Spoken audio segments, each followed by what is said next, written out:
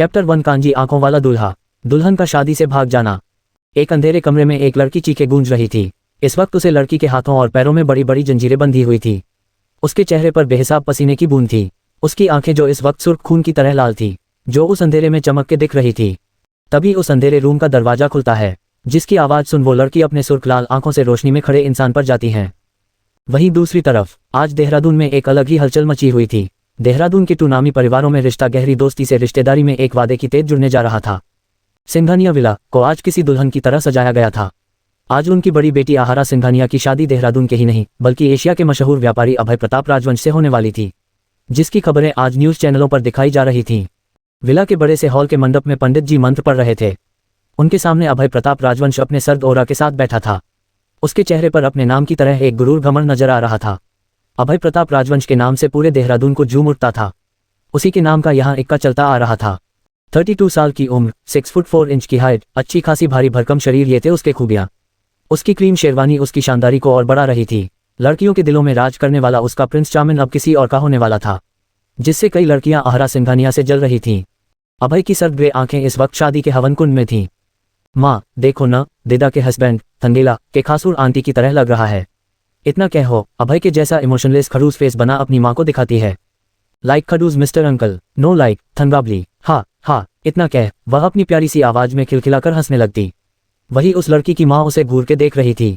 उसकी माँ यानी प्रभा सिंघानिया, जिन्होंने इस वक्त रॉयल ब्लू कलर की बनारसी साड़ी उसके साथ रॉयल ज्वेलरी कैरी की हुई थी।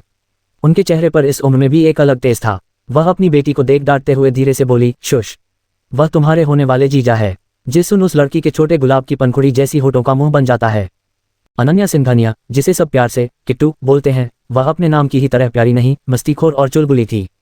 दिमाग से बिल्कुल बच्ची थी। समुद्र की पानी की तरह नीली आंखें, छोटे गुलाब की पंखुड़ी की तरह गुलाबी होंठ और इतना गोरा रंग की छूने भर से लाल हो जाए हल्के भूरे लंबे बाल जो इस वक्त खुले हुए थे। उसने आज पीच कलर का लहंगा, छोटा सा नेकलेस और कानों में छोटे छोटे झुमके पहने थे। वह आज ही 18 साल की हुई थी। किट्टू अपने की तरह क्यूट लग रही थी, जिसे देख किसी की जलती हुई निगाहें महसूस होती हैं। जिसे महसूस कर वह अपनी निगाहें उठाती है तो वह डर से कांप जाती है, क्योंकि अभय मंडप में बैठा हुआ था। उसी को अपनी सर्द ग्रे आई से घूर रहा था, जैसे अभय ने इतनी दूर से उसकी सारी बातें सुन ली हो। जिसे देख वह डर से कांपते हुए अपनी माँ के पीछे छुप जाती है। अपनी बेटी को ऐसा अचानक हंसते से डराता है। प्रभा सिंघानिया बोली, क्या हुआ किट्टू? माँ दीदा का खड़ूस हस्बैंड देखो ना, मुझे कैसे अपनी कंजी आंखों से घूर रहा है। तभी उनके पास विराज सिंघानिया आते हुए बोले, अरे हमारी किट्टू तो यहाँ छुपी हुई है। उन्हें आज अपने जीजा का जूता नहीं चुराना, हम दोनों जल्दी जाकर उन्हें चुराते हैं, जिसे हम उसकी जेब खाली करने देंगे। फिर हम बाप बेटी मिलकर बांट लेंगे। साथ ही तुम्हारे बर्थडे की पार्टी के लिए भी पैसे का इंतजाम हो गया। जिसे सुन प्रभा सिंघानिया अपने पति को घूर के देखती है। अनन्या अपने पापा की आवाज़ सुनकर तुरंत प्रभा के पीछे से निकलकर अपने पापा के पास जाती है और बोलती, पापा हम क्या जूते चुराने से पैसे मिलेंगे, वो भी इस कजी आंखों वाले अंकल जी से। जिसे सुन विराट सिंघानिया अपना पेट पकड़ हंसते हुए बोले, क्या कहा कांजी आंखों वाला बिल्ला, वह तुम्हें भी वैसा लगा? तुमने सही कहा, दुनिया फालतू में ही उसे मोस्ट एलिजिबल बैचलर मैन मानती आई है। वही प्रभा दोनों बाप बेटी को घूर कर देखती हैं और बोलती, तुम दोनों को शर्म नहीं आती अपनी बेटी के पति और जीजा के बारे में ऐसी बातें करते हुए, जिसे दोनों अपना मुंह बना देते हैं। तभी पंडित जी बोले, वधू को बुलाया जाए, मुहूर्त का वक्त हो गया है। जिसे सुन राजवीर सिंघानिया, जो 80 साल के थे लेकिन उनके चेहरे पर तेज एक अलग था, जो कि वह अपने जमाने में मिलिट्री कमांडर ऑफिसर के चीफ रहे थे, अभी भी सिंघानिया विला में उन्हें कमान चला रहा था। वह अपनी रौबदार आवाज में बोले, बहू जाओ आहारा को नीचे लेकर आओ। जिसे सुन जी डैड, प्रभा जी अनन्या की ओर देखते हैं और बोलते, किट्टू बच्चा जाओ आहारा दीदी को अपने साथ लेकर आओ। जिसे सुन अन्या अपना सर हाँ में हिलाते हुए ऊपर की ओर जाती है। तभी अन्या विराज सिंघानिया बोलते हैं, जल्दी आना बेटा, फिर हम दोनों मिलकर तुम्हारे कांची अंकल का जूता चुराएंगे। उसकी जेब नहीं, बैंक का बैलेंस खाली कर देंगे। तभी प्रभा सिंघानिया विराट सिंघानिया को चिल्लाते हुए, यह आप क्या करें हैं? बच्चे के साथ क्या आप भी बच्चा बन रहे हैं? आपको पता नहीं आप कौन हैं? अभी आप दुल्हन के बाप और विराट सिंघानिया है। जिसे सुन अचानक से विराट के चेहरे पर जो खुशी रखने का दिखावा कर रहे थे, उसकी जगह कड़वाहट से भरी मुस्कान आ जाती है। वह तंज करते हुए बोले, लेकिन इसका क्या फायदा, मैं अपनी बेटी के पसंद से उसकी शादी भी नहीं कर पा रहा हूँ। तभी मिसेस प्रभा के चेहरे के भाव बदल जाते हैं। वह नर्म पड़ते हुए अपने पति के कंधे पर हाथ रखते हुए बोली, तो क्या हुआ, वह इतने बड़े नामी परिवार में जा रही है जो पूरे देहरादून की लड़कियों का सपना है। उसे क्या चीज की कमी है, वह खुश रहेगी। आप अच्छे से जानते हैं, और आप अच्छे से जानते हैं हम डैड या अभय प्रताप जी के खिलाफ नहीं जा सकते। वैसे भी ये फैसला हमारे बड़ों ने किया था। वहीं अन्य खिलखिलाते हुए एक बड़े से दरवाजे के पास और रुकती हैं। वह उसे दरवाजे के खोल ब्लू और व्हाइट थीम वाले कमरे में जाती हैं। वह अपनी नज़रें उस कमरे में दौड़ाती हैं। तभी उसे ड्रेसिंग के सामने एक दुल्हन के जोड़े में सजी हुई लड़की दिखती है, जिसे देख अन्य मुस्कुराते हुए भाग उस लड़की के पास जाती हैं। अरुदी, आपको सब नीचे बुला रहे हैं। तभी अन्य के कदम आहरा के पास के जाते हुए रुक जाते, क्योंकि उसे आहरा की रोने की आवाज आती है, जिसे देख अन्य घबराते हुए आहरा के पास जाती हैं। दीदा, आपको क्या हुआ? आप लोग क्यों रही हैं? जिसे सुन आहरा अपना चेहरा उठाती है, अपनी काजल से सनी आंसू भरी आंखों से अन्य को देखती हैं। आहरा सिंघानिया, उम्र 22 साल, रंग गोरा, गुलाबी होठ, गहरी काली आंखें, लंबी काले बाल। उसने इस वक्त रॉयल स्टाइल में हैवी रेड लहंगा पहना हुआ था, साथ ही रॉयल ज्वेलरी करी की हुई थी, जिसकी कीमत करोड़ों में थी। आहरा आज बहुत ही ज्यादा खूबसूरत लग रही थी, लेकिन जो शादी होने वाली दुल्हन के चेहरे में नूर होता है, वह आज आहरा के चेहरे पर नहीं दिख रही थी। इस वक्त आहरा का चेहरा रोने की वजह से लाल था, उसके काजल से सनी आंखें मोटे मोटे आंसू नजर रहे थे। अनन्या आहरा के पास घबराते हुए घुटनों के बल बैठ मासूमियत से, दी, आप क्यों रो रही हो? जिसे सुन आहरा अपना चेहरा उठाती है, अन्य से बोली, किट्टू, मुझे कोई बात नहीं करनी, तू यहाँ से जा।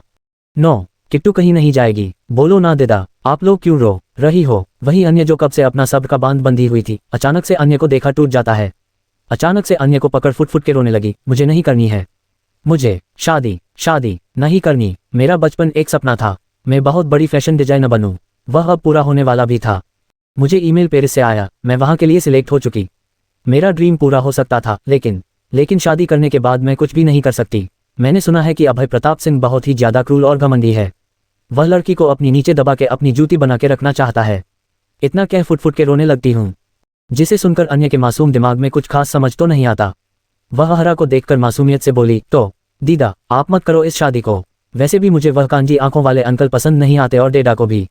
जिसे सुनकर अरु अजीब तरीके से मुस्कुरा के बोली, बच्चा, ये तुझे नहीं समझ आएगा। हमारे दादा और उनके दादा पहले मिलिट्री ऑफिसर चीफ के साथ बहुत गहरे दोस्त थे। उन्होंने अपनी दोस्ती को रिश्तेदारी में बदलने का सोचा। तभी उन्होंने आपस में एक वादा किया था, अपनी एक पोती और पोते की शादी करने का फैसला किया, जिसे आज वह निभा रहे हैं। लेकिन इसमें हमारी मर्जी क्यों नहीं है? तो दीदी, आप पापा को बोला मान लो। जिसे सुनकर आहरा अजीब तरीके से मुस्कुराती है। तभी आहरा अनन्या का मासूम चेहरा देखी और बोली, बच्चा, अब तुम ही अपनी दीदी की मदद करोगी ना? जिसे सुनकर अन्या अपनी मुंडी हाँ में हिलाए। मैं यहाँ से भागना चाहती हूँ। जिसे सुनकर अन्या अपनी आंखें बड़ी कर आहरा को देखती हैं। मैं यहाँ से भाग पेरिस जाकर अपने सपनों को पूरा करना चाहती हूँ। लेकिन यहाँ पूरी तरीके से दादा के साथ अभय प्रताप के गार्ड पहरा देते हैं। तभी आहरा नीचे झुककर अन्य के कान में कुछ ऐसा बोलती है, जिसे सुनकर अन्य मुस्कुराती है। बोलो बच्चा, क्या आप अपनी दीदी की मदद करोगी ना? जिसे सुनकर अन्य अपना सर हिला देती हैं। तभी दरवाजा नॉक होने की आवाज आती है, जिसे सुनकर आहरा की पकड़ डर से अपने लहंगे पर काट जाती है। तभी अन्य बोली, जी कौन है? तभी बाहर से सर्वेंट बोला, बेबी, सा बड़ी बेबी को सब नीचे से बुला रहे हैं। जिसे सुनकर अन्य बोली, जी हम दीदी को ले आ रहे हैं, आप जाओ। जी बेबी। वही नीचे मंडप में पंडित जी चौथी बार बोल, वधू को लाया जाए, शुभ मुहूर्त का वक्त निकलता जा रहा है। जिसे सुन राजवीर सिंघानिया प्रभा सिंघानिया को घूर के देखते हैं। जिसे देख प्रभा सिंघानिया डर हुए सर झुका, जी डैड में लेकर आती हूँ। वही इस वक्त अभय की आंखें गुस्से से सर्द हो चुकी थी, क्योंकि उसे लेट करने वाले लोग बिल्कुल पसंद नहीं थे, खासकर लड़की। उसे यहाँ सब फालतू काम लग रहा था। इसे निपटा उसे 1 घंटे बाद अपनी इंपॉर्टेंट मीटिंग के लिए जाना था। अगर उसके दादा ने उसे शादी के लिए फोर्स ना किया होता और अपनी बीमार होने का फायदा उठा ब्लैकमेल ना करते, तो ये शादी कभी नहीं करता। वह एक नज़र अपने हाथों में बंदी एंटीक वॉच को घूर वो अपनी गुस्से सर्द ग्रे आइज ऊपर उठा सिंघानिया परिवार को घूर के देखता है। वही प्रभा आहरा के रूम का दरवाजा खोलती है। आहरा को ड्रेसिंग टेबल पर पल्लू धके देख प्रभा चिल्लाते हुए बोली, तुम इतना आने में नीचे लेट क्यों कर रही हो? मैं किट्टू को भेजा था तुम्हें लाने के लिए, वह कहाँ रह गई? इतना कह अपनी नजरें पूरे रूम में दौड़ती है, लेकिन उसे अन्य कहीं नहीं दिखती। जिसे देख प्रभा देख बोली, चलो बेटा, अब मुहूर्त का टाइम निकाल जा रहा है। इतना कह वो आहर को पकड़ती है। तभी आहरा प्रभा और पलटी है। जिसे देख प्रभा की आंखें बड़ी हो जाती है। वही एक लड़की हॉल में मेहमानों के बीच से छुपाते छुपाते किसी सर्वेंट का कपड़ा पहन वह विला से बाहर निकल रही थी। तभी एक गार्ड उन्हें रोक लेता है। जिसे देख वो लड़की उसे गार्ड की ओर पीट करे घबरा सी जाती है। अरे तुम इतनी जल्दी में कहाँ जा रही हो? जिसे सुन वह लड़की पल्लू में खुद को छुपाते हुए अपने हाथों की लाल मेहंदी छुप रही थी। तभी वह गार्ड अपनी ओर पलटने को बोलता है। जिसे सुन वह लड़की डर से कांप जाती है। तभी वहां पर दूसरा गार्ड, ए तुम यहाँ क्या कर रहे हो? चलो वहां पर देखना है। वह गार्ड दूसरे गार्ड को देख वहां से चला जाता है। तभी वो लड़की सिंघानिया विला के बाहर की ओर भागती है। पूरी तरह से सिंघानिया विला से बाहर आ जाती है तो एक नज़र दुल्हन की तरह सजी सिंघानिया विला को देख खुद से ही बुदबुदाए, सॉरी किट्टू, इतना कह अपनी साड़ी को पकड़ वहां से भागती है। CH2R छोड़ो दर्द हो। वही सिंघानिया विला के हाल में आधे घंटे हो गए थे, दुल्हन अभी तक नहीं आई थी, जिस वजह से सभी मेहमान बातें कर रहे थे, लेकिन किसी की हिम्मत नहीं थी ये बात बोलने की। वही मंडप में बैठे अभय का ऑरा काफी ज्यादा खतरनाक हो चुका था। उसकी ग्रे आइज हवन कुंड की अग्नि को देखते हुए लाल हो चौकी थी। तभी पंडित जी 1 बार बोल, जजमान, शुभ मुहूर्त का समय निकाला। तभी पंडित की बात उसके हालत में ही अटक जाती है, क्योंकि इस वक्त अभय ने पंडित का गला उसके माजूब हाथों में थी। तभी अभय अपनी सर्द आवाज में बोला, पंडित तू बहुत बोलता है, चुप। वही सभी मेहमानों से ले घर वाले अभय को ऐसे पंडित का गले को दबाता देख हैरान थे। सभी ने आज तक अभय के गुस्से बारे में सुना था, लेकिन आज देख लिया अभय अभी किसी राक्षस से कम नहीं लगा रहा था। वही पंडित अपने हाथ मारते हुए अपनी घूटी हुए आवाज में बोला, छोड़ो, हम आप पाप कर रहे हैं। एक पंडित, जिसे सुन अभय अपनी जगह से खड़े हो पंडित का गला पकड़े हुई सर टेढ़ा कर सन की तरह बोला ना एकदम चुप। अभय प्रताप राजवंश को खुद के आगे बोलने वाले लोग पसंद नहीं, और तू कब से बोले जा रहा है? लगता है तेरे अंदर मेरा खौफ नहीं है। इस वक्त अभय का बोलने और ही इतना खतरनाक जिसे सुन पंडित डर से कैपते हुए शांत हो जाता है। तभी वहां राजवीर सिंघानिया और अभय के छोटा भाई वीर और बहन सुहाना बोले, भाई आप ये क्या कर रहे हैं? छोड़िए उन्हें। अभय तुम ये क्या कर रहे हो? छोड़ो पंडित को। अभय अपना सर घुमा मिस्टर राजवीर सिंघानिया की तरफ कर पंडित का गला एक झटके से छोड़ देता है, जिसे पंडित सीधा नीचे जा गिरता है। अभय अपने लंबे कदम ले मंडप से निकल राजवीर सिंघानिया की ओर बढ़ता है। वही आज पहली बार कमांडर मिस्टर राजवीर सिंघानिया को अभय का औरा देख घबराए रहे थे, लेकिन वह अपने चेहरे के घबराहट को छुपा कड़क आवाज में बोले, ये क्या बदतमीजी है? अभय तुम्हारे दादा तुम्हें यही सिखाया है? जिसे सुन अभय अपनी लाल आंखों से राजवीर सिंघानी को देख सर्द आवाज में बोला, मेरी दादा का तो पता नहीं मिस्टर राजवीर सिंघानिया, लेकिन लगता है आपने अपनी पोती को मेरे बताया नहीं, इसलिए वो नीचे आना रास्ता भूल गई और साथ ही ये भी भूल गई कि वो किसे इंतजार करा रही है। अभय प्रताप राजवंश को जिसे दूसरों का इंतजार करना पसंद नहीं, शायद ये आपकी पोती को पता नहीं। राजवीर सिंघानिया अपनी हकलाहट को छुपाते हुए बोले, मैं उसे अभी बुलवाता हूँ, और तुम तो जानते हो आजकल की लड़कियों का तैयार होना, वह आती होगी। जी से सुन अभय अजीब तरीके से मुस्कुराता है, लगता है आपकी पोती ही नीचे नहीं आना चाहती, क्या पता वो चाहती है कि उसका दूल्हा अभय प्रताप राजवंश खुद अपनी दुल्हन को नीचे लेकर आए, तो मुझे ही उसे लाना पड़ेगा। इतना कह मिस्टर राजवीर को देख बोला, तो मेरे पूजनीय दादा ससुर जी, तो बताइए मेरी होने वाली दुल्हन का कमरा कहाँ है? कोर्ट। जी से सुन राजवीर सिंघानिया हकलाते हुए बोले, तुम ऐसा नहीं कर सकते, मैं बुलवाता हूँ उसे। लेकिन अभय मिस्टर राजवीर को इग्नोर कर अपने लंबे कदम सीढ़ियों की ओर बढ़ा देता है। वही मिस्टर राजवीर के माथे पर आए पसीने की बूंद को अपने कैप्टे हाथों में रुमाल लिए पोंछते हैं। इन 80 साल की उम्र में एक बार भी वो ना अपनी मिलिट्री मिशन या जवानी दौर में घबरा है, लेकिन आज के जवान ने उन्हें कांपने पर मजबूर कर दिया। उन्होंने अभय के बारे में सुना था, लेकिन उन्हें लगा वो जवान गर्म खून है, अपनी जवानी के दिनों में वो भी ऐसे हुआ करते थे। उन्हें लगा अभय वैसा ही होगा, इसलिए उन्होंने अपनी पोती के लिए अभय को पसंद किया था। क्या उन्होंने सही किया इस राक्षस के साथ अपने पोती की शादी का फैसला कर? उन्हें इस वक्त अपने लिए गए फैसले पर पहली बार शक हो रहा था। आहारा के रूम में प्रभा सिंघानिया अपनी माथे पर हाथ रख फ्लो पर एक खत को पकड़े सदमे में बैठी हुई थी। वहीं अन्य दुल्हन के जोड़े में तैयार अपनी मां को स्माइल करते हुए टुकुर टुकुर देख रही थी, जैसे उसने कुछ बहुत ही बड़ा और अच्छा काम किया हो। विराट सिंघानिया गुस्से से बोले, प्रभा क्या लिखा है उस खत में? लेकिन प्रभा सिंघानिया कुछ भी नहीं बोल रही थी, जिसे देख विराट प्रभा के हाथों में लेटर ले पड़ते हैं। माँ और पापा, आई एम सॉरी, लेकिन मैं ये कदम नहीं उठाना चाहती थी, लेकिन दादा की शर्त की वजह से मैं अपने सपनों को टूटा हुआ नहीं देख सकती थी। आप सभी अच्छे से जानते थे मैं ये शादी नहीं करना चाहती, तो भी आप मेरी शादी उसे अभय प्रताप से जबरदस्ती करना चाहते हैं। आप अच्छे से जानते हैं मेरा सपना क्या था, एक बहुत बड़ी फैशन डिजाइनर बना, उसे अभय प्रताप से शादी पूरा नहीं कर पाती, इसलिए जा रही हूँ उन्हें पूरा करने और इस शादी से दूर। और एक बात, इसमें किट्टू की कोई गलती नहीं है, तो प्लीज उसे कुछ भी मत कहना। जिसे पर विराट सिंघानिया के हाथों से वह लेटर छूट जाता है। वह बस स्माइल करती किट्टू को देख रहे थे। तभी प्रभा फ्लो से उठ गुस्से से किट्टू के पास जा उसकी कंधों को पकड़ हिलाते हुए चीखी, ये क्या किया तुमने अनन्या? अनन्या, तुमने अपनी बहन को भगा दिया ये से। उससे लगा उसकी माँ इस तरह देख खुश होगी, लेकिन अपनी माँ को से इस तरह डांटता हुआ देखा वह डर जाती है। अन्य बताओ तुम्हारी अरुधि कहाँ है? बोलो, मैंने कुछ पूछा? हर वक्त बच्चा बन के रहना सही नहीं, अब तुम बड़ी हो चुकी हो, बताओ कहाँ है तुम्हारी अरुधि? प्रभा अन्य को कंधों से झंझोड़ते हुए बोली, बोलो मैंने कुछ पूछा? जिसे सुन अन्य डरते हुए बोली, माँ, दीदी ने कहा वह अच्छे नहीं, वह एक क्रूर राक्षस है, इसलिए दीदी शादी नहीं करना चाहती थी। और दीदी ने सही बोला, वह कांजी आंखों वाले अंकल मुझे भी पसंद नहीं है माँ, इसलिए मैंने दीदी की मदद की।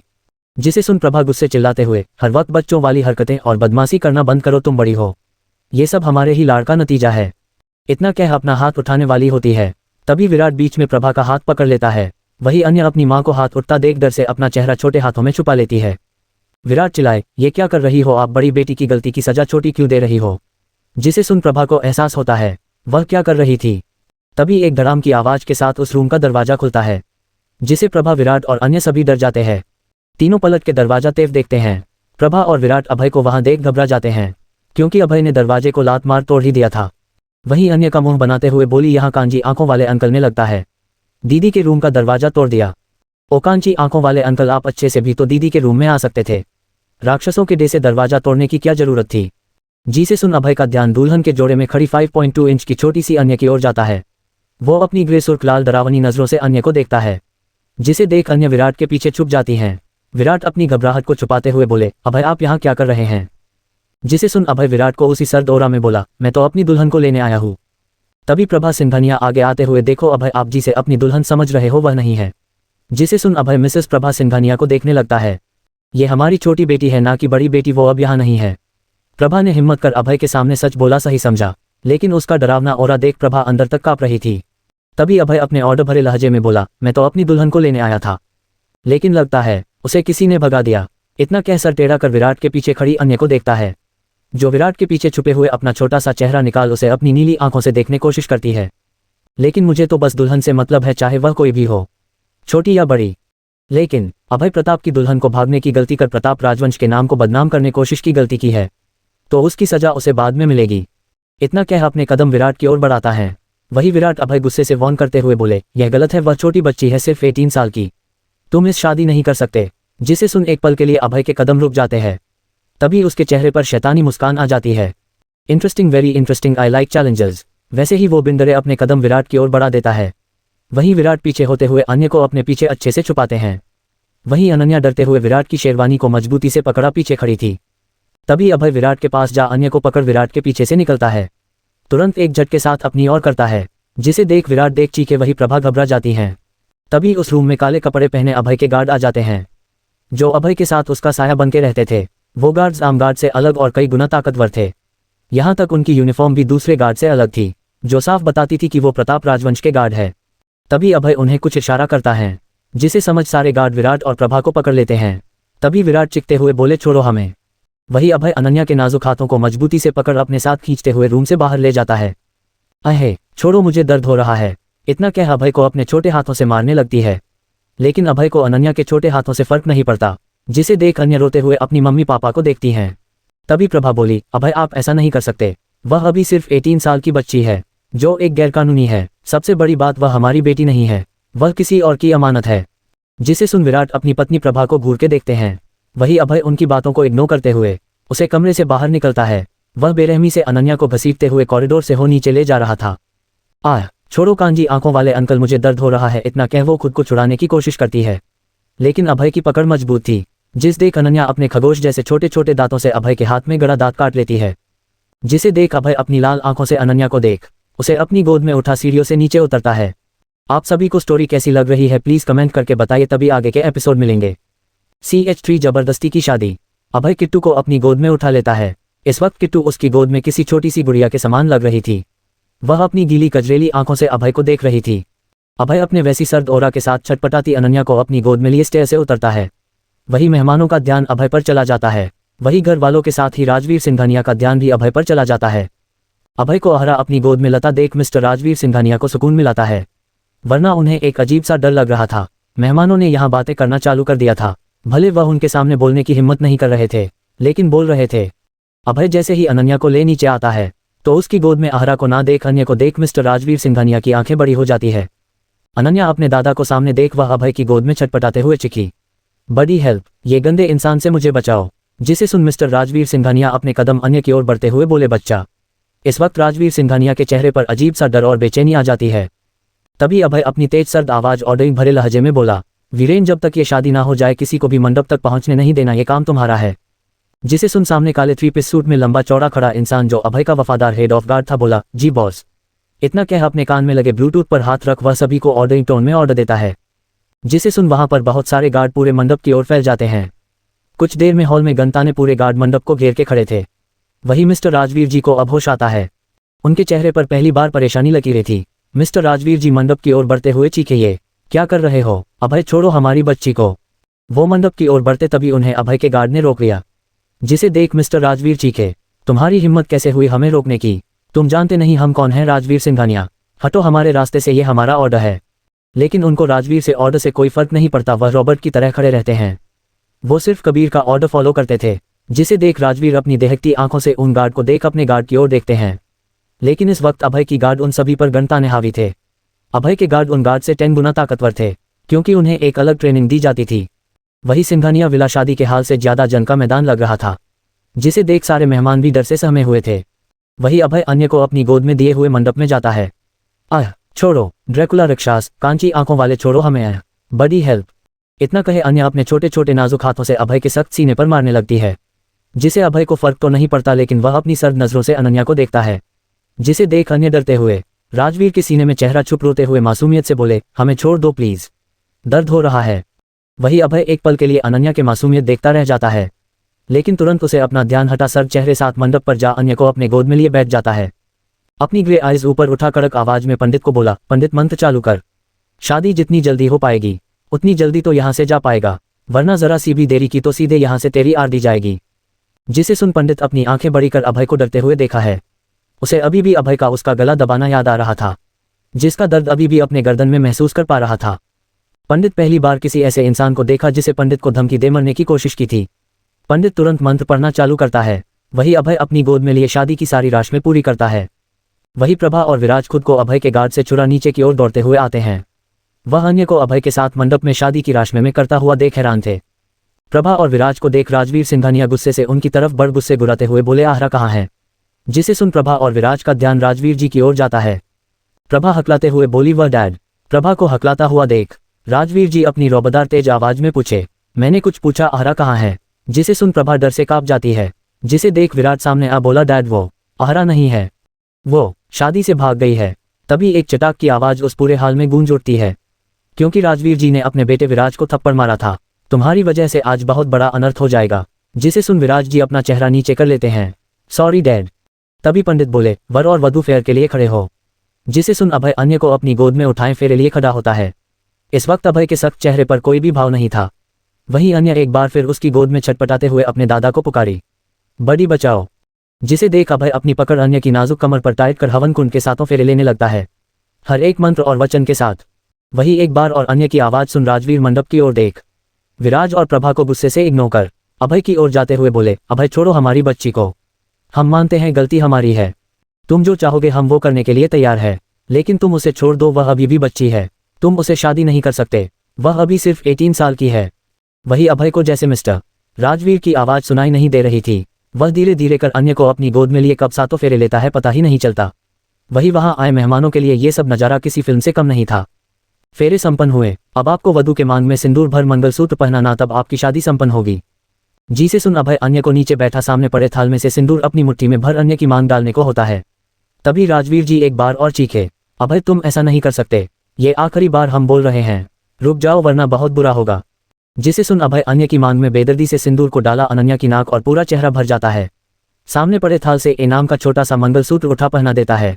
अनन्या इस बात से अनजान थी कि वह अब किसी शादी के बंधन में बन चुकी है। आपका विवाह संपन्न हुआ, आज से आप दोनों पति पत्नी हुए, वो भी 7 जन्मों के लिए, क्योंकि आज का मुहूर्त काफी ज्यादा शुभ था। जिसे सुन अभय के चेहरे पर एक डेविल स्माइल थी। तो वही राजवीर जी धम से नीचे जमीन पर बैठ जाते हैं। आज पहली बार उन्होंने खुद को हारा हुआ पाया। जंग के मैदान में भारत की हिफाजत करते हुए कभी नहीं हारे, लेकिन आज वह अपनी जीगर के टुकड़े की हिफाजत नहीं कर पाए। वही विराज दौड़ते हुए उनके पास आता है, डैड आप ठीक है। जिसे सुन राजवीर दहाड़ते हुए बोले, मेरे करीब आने की हिम्मत मत करना। वही अभय एक नजर अनन्या को देखता है, जो इस वक्त रो रो के चेहरा अपना लाल कर लिया था। वही उसके चेहरे से ले नक पर पूरी सिंदूर फैली हुई थी, जिसमें वह और भी ज्यादा खूबसूरत लग रही थी। जिसे अभय अनजाने में ही एक तक निहारे जा रहा था। तभी अभय अपने सख्त हाथ अन्य के गालों पर रख उसके आंसू को अंगूठे से पोंछता है, जो बहुत बड़ी बात थी। जिसे किसी की मरने भर से फर्क नहीं पड़ता था, वह आज पहली बार किसी के आंसू पोंछ रहा था। तभी अन्य अपनी नीली गीली आंखें उठा अभय के ग्रे आंखों में देखती है, जो उससे ही एक तक अपनी भावहीन नजरों से देख रहा था। अनन्या मासूमियत से अभय को देख अपनी मीठी आवाज में बोली, अच्छे अंकल अब मैं जाऊं अपने बड़ी के पास। जिसे सुन अभय का ऑरा फिर से सर्द हो जाता है। वह उसे घूर अपनी गोद में उठा मंडप से बाहर आ जाता है। वह अन्य को अपनी गोद में लिए सिंघानिया विला से बाहर की ओर जाता है। तभी मिस्टर राजवीर सिंघानिया अपनी गन अभय पर ताने अपनी रौबदार आवाज में बोले, रुक जाओ अभय, तुम क्या सोचते तुम शादी कर लोगे और ये शादी हम मान लेंगे। वह सिर्फ अभी 18 साल की बच्ची है, हमेशा शादी को नहीं मानते। नहीं, इस जबरदस्ती शादी को समाज मानेगा। छोड़ो हमारी बच्ची को। जिसे सुन अभय अन्य को अपनी गोद में लिए मिस्टर राजवीर सिंघानिया की ओर पलट मिस्टर राजवीर से बिना डर अपनी सर कपकपा देने वाली में आवाज में बोला, ये देहरादून है मेरा इलाका, मेरे रूल, मैं जो रूल बना दूं उसे ही सबको फॉलो कर इस पर अमल करना होगा। इतना कह वो अपनी ग्रे सर्द नजरें उठा पूरे विला में घूम सबको देख बोला, अगर किसी ने भी मेरे खिलाफ जाने की कोशिश किया सोचा भर तो अच्छे से जानते हैं। अभय प्रताप राजवंश के खिलाफ जाना मतलब मौत के खिलाफ जाना। इतना ही कहना भर काफी था सबके अंदर अभय के खौफ के लिए। अभय खुले आम सबको धमकी देता है। वही सब शादी में आए लोग अपनी नजरें डर से नीचे झुका लेते हैं, जैसे उन्होंने यहाँ कुछ देखा ही ना हो। अभय इतना कह वह बिना किसी की ओर ध्यान दिए अन्य को अपनी गोद लिए सिंघानिया विला से बाहर अपनी कार की ओर बढ़ जाता है। साथ ही उसके गार्ड भी उसके पीछे पीछे चल देते हैं। तभी वीरेन चमचमाती हुई ब्लैक रॉयल रॉयस्कर का दरवाजा खोलता है, जिसमें अभय अन्य को अपनी गोद लिए बैठ जाता है। अन्य अभय की गोद में छटपटाते हुए बोली, छोड़ो हमें, हमें अपने पापा बड़ी के पास जाना है। इतना कह वो अभय की गोद से छुटकर कार से निकलने की कोशिश करती है, लेकिन तभी वीरेन कार का दरवाजा बंद कर देता है। कुछ ही देर में करों का काफिला सिंघानिया विला को पीछे छोड़ तेजी से प्रताप राजवंश के लिए निकल जाता है। वही पीछे खड़े राजवीर जी उस कार को जाते हुए देख खुद से बोले, बहुत बड़ा अनर्थ हुआ है, बहुत गलत, ऐसा नहीं होना चाहिए था। आप लोग 3 एपिसोड को पढ़ना, मेरी बात इग्नोर मत करना भाई और बहनों। आपकी राइटर का इज़मीन मेनाट है, प्लीज़ 3 एपिसोड पढ़कर 3 में लाइक कमेंट करना प्लीज़। हम इतना मेहनत कर करके स्टोरी लिख रहे हैं तो कमेंट करने में कमी नहीं करेगा। आप ही के कमेंट प्लीज़। स्टोरी डिपेंडेंट है क्योंकि मैं से कंपटीशन के लिए लिखा है। अगर यह स्टोरी चलेगी तभी हम आगे एपिसोड देखें इस लिखेंगे, वरना बेवजह हम नहीं लिखेंगे। छोड़ो नहीं जाऊंगी। महंगी काली कारों का काफिला देहरादून की सड़कों में अपनी रफ्तार से चल रहा था। अभय के कार का माहौल बाकी दिनों से काफी अलग था। अपनी कोल्ड एक्सप्रेशन के साथ एक वीडियो कॉन्फ्रेंस मीटिंग कर रहा था। वही क्लाइंट अभय को दूल्हे की कपड़े में देख हैरान थे। ये बंदा आज अपनी शादी के दिन भी चैन से नहीं रह सकता है। आज के दिन भी उसे पैसे कमाने हैं, लेकिन किसी की हिम्मत नहीं थी कुछ बोलने की। वही अभय कोल्ड एक्सप्रेशन के साथ अपने लैपटॉप में काम कर रहा था। वही उसकी बाजू में बैठी किट्टू अभय को परेशान कर रही थी, जिस वजह से अभय ने अपनी तरफ का माइक म्यूट किया हुआ था। मुझे बड़ी के पास जाना है, कोई मुझे बचाओ इस कांजी आंखों वाले अंकल से, ये मेरा किडनैप करके ले जा रहा है। इतना कह कार के विंडो पर अपने छोटे छोटे हाथ मर गला फाड़े रोए जा रही थी, लाउडली क्राइंग। आगे बैठे ड्राइवर और वीरेन को लगा उनके कानों से अब खून ही निकल जाएगा। तभी अभय गुस्से से अपनी लैपटॉप की स्क्रीन को बंद करता है, जिसे सुन आगे बैठा वीरेन और ड्राइवर भी डर जाते हैं, क्योंकि वह अभय के गुस्से से अच्छे तरीके से वाकिफ थे। उन्हें अब किट्टू के लिए डर लग रहा था। तभी अभय किट्टू की तरफ मुड़ उसके नाजुक बाजू को मजबूती से पकड़ अपने करीब कर इंडेक्स फिंगर को हॉट पर रख शुशिंग फेस सख्त आवाज में बोला, एकदम चुप। मैंने बोला ना एकदम चुप। अभय की डांट सुन किट्टू पहले तो डर जाती है, लेकिन उसे किसी ने आज तक ऐसा नहीं डांटा। जिसे देख किट्टू और जोर से रोते हुए बोली, तुमने मुझे डांट कांजी आंखों वाले अंकल, तुमने मुझे डांटा। क्राइंग इतना कह रोने लगी, लाउडली क्राइंग। मैं पापा को बताऊंगी, तुमने मुझे डांटा। Loudly crying. वहीं अभय, जिसे अपने आसपास एक लड़की भी पसंद नहीं थी, उसकी एक नज़र ही काफ़ी किसी को डर से काम के लिए मजबूर कर दे।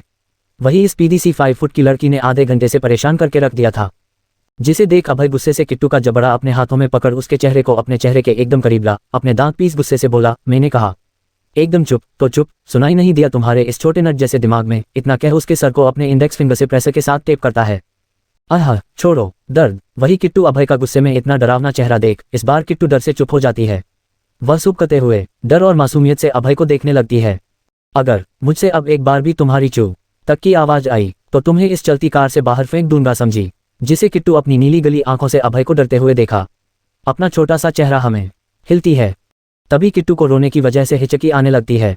अचू। वह अभय को डरते हुए देख अपनी आवाज को दबाने के लिए तुरंत अपनी छोटे हाथों से अपने मुंह को ढकी लेती हैं। अचू। वही अभय एक तक किट्टू की इस हरकत को देख अनजाने ही उसके होठ के कोने कब मुड़ वो कब मुस्कुराता उसे भी नहीं पता चलता। तभी उसका चेहरा फिर से सख्त हो जाता है। वही किट्टू इस वक्त अभय से इतना ज्यादा डरी हुई थी कि वो अपनी हिचकी को अपने छोटे हाथों से अपने नाजुक होठों में अभी भी दबाने की नाकाम कोशिश कर रही थी। जिसे देख अभय सीट के साइड में रखा मिनरल वाटर का बोतल उठा उसे खोल किट्टू के छोटे होठ को और बढ़ता है। जिसे देखकर किट्टू अभय की डर के वजह से उसे दूर हो सीट से खिसक कार के दरवाजे से चिपक जाती है। अभय किट्टू को खुद से ऐसे डर दूर जाता देख अभय के चेहरे पर न जाने कैसे नाखुश वाले भाव आ जाते हैं, जो उसे भी पता नहीं था।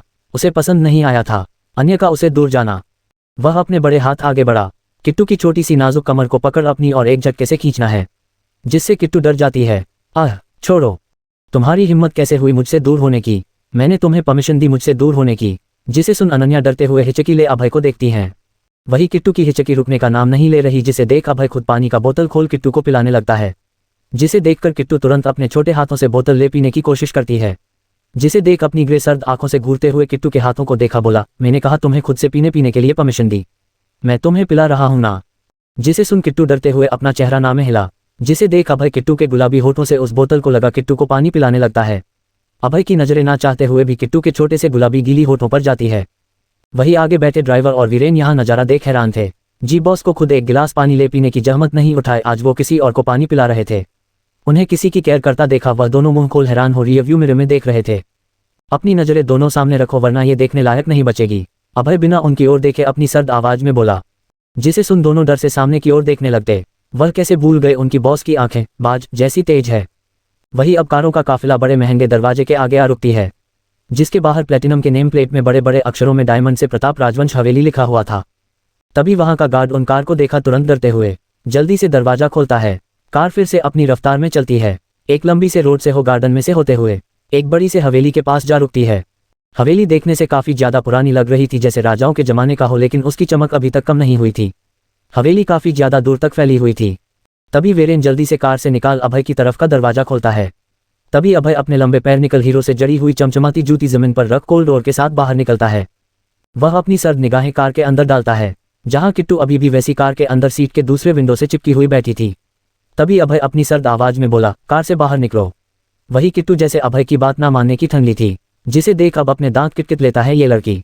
वो गुस्से से झुक कार के अंदर देखता है, जहां दूसरी साइड के डोर से किट्टू चिपक के बैठी हुई थी, जैसे वो उस जगह से कहीं भी नहीं जाएगी। मैंने कहा इधर आओ। किट्टू अपना चेहरा ना में हिलती है, जिसे देख अभय अपने हाथों की मुट्ठी कस खुद के गुस्से को कंट्रोल करने की कोशिश करता है। आज इस पीदी सी लड़की ने उस इतनी बार गुस्से दिलाने की कोशिश किया, उतना किसी में हिम्मत भी नहीं होगी। अभय गुस्से से किट्टू का बाजू पकड़ उसे खींचते हुए अपनी ओर लाता है, जिसे देख किट्टू चिल्लाई, आह छोड़ो, मैं नहीं जाऊंगी। अभय उसे अपनी ओर खींच अपने एकदम करीब ला, उसके चेहरे के एकदम पास आ बोला, अब तुमने ज्यादा बदमाशी की न तो तुम्हें सीधे मेरे हाथों से थप्पड़ पड़ेगा। इतना कह किट्टू का छोटा सा चेहरा लाल चुनरी से ढक देता है। किट्टू को अपनी गोद में लिया राजवंश हवेली के में एंट्रेंस दरवाजे की ओर बढ़ देता है। वही करो की आवाज से पूरी राजवंश परिवार अभय के और उसे नई दुल्हन के स्वागत के लिए खड़ी थी। अभय की दादा हर्षवर्धन प्रताप राजवंश लाठी पकड़े हुए अपनी पत्नी सोनम प्रताप राजवंश के साथ खड़े थे। वही अभय के डैड हरीश प्रताप राजवंश के साथ अभय की सौतेली मां नैना प्रताप राजवंश खड़ी हुई थी। नैना प्रताप राजवंश के चेहरे पर मानो खुशी के भाव नहीं थे। तभी सोनम दादी बोली, नैना अपने चेहरे पर थोड़ी खुशी ले आओ, वरना क्या पता हमारी पोता बहू तुम्हारा चेहरा दिखा डर ना जाए। अपनी सास का ताना सुन नैना झूठी मुस्कान ले अपनी सास को देखती हैं। वही हरीश जी अपनी बीवी को घूर के देखते हैं। वही अभय किट्टू को अपनी गोद में लिए हुए उनकी तरफ आ रहा था। वही सभी अभय को इस तरह देख सबकी आंखें बड़ी हो जाती है। अभय किट्टू को अपनी गोद में लिए हवेली के अंदर जैसे जाने को होता है। तभी सोनम राठौर अभय को देख कड़क आवाज में बोली, रुक जाओ अभय। जिसे सुन अभय अपनी जगह रुक अपनी दादी को देखने लगता है। तुम नई नवेली दुल्हन को अपने साथ ऐसे नहीं ले जा सकते। जिसे सुन अपनी कोल्ड वॉइस में बोला, तो इसे अपने पैरों पर चलाकर ले जाओ। जिसे सुन सोनम जी घूर के अपने पोते को देखते हुए बोली, पहले हमें तुम्हारा घर प्रवेश करने दो, बाद में अपनी दुल्हन को अपने साथ अंदर ले जा सकते हो। वही हर्षवर्धन अभय के दादाजी अभय के मजे लेते हुए बोले, क्या बरखुरदार, पहले तुम तो शादी के लिए तैयार नहीं थे, अब अपनी बीवी को गोद में ले रूम में जाने की जल्दी मची हुई है। लगता है हमारा परपोता हमें बहुत ही जल्द मिलने वाला है। जिसे सुन अभय अपनी आंखें छोटी कर अपने दादा को देखने लगता है। मैंने कहा था ना शादी कर लो, सब कुछ बदल जाएगा। अब तो मुझे जल्दी से मेरा प्रोपोडा मेरी गोद ला कर दे दो, बस मेरी यही एक आखिरी इच्छा बाकी रह गई। जिसे सुन अभय एक नजर किट्टू को देख घूर के अपने दादा को देख कड़क आवाज बोला, आपने कहा था सिर्फ शादी तक की शर्त थी, अब मुझे इससे ज्यादा किसी चीज की आप फोर्स नहीं कर सकते हैं।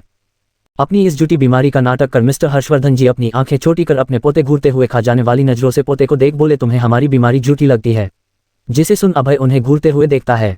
उन दोनों के बीच में उन्हें रोकते हुए बोली, बस बस अब आप दोनों बस भी करिए, हमें हमारी पर पोती का गृह प्रवेश भी करने दीजिए। वह अभय को देखा बोली, अभय बेटा बहू को नीचे उतरो, हमें उसकी आरती भी करनी है।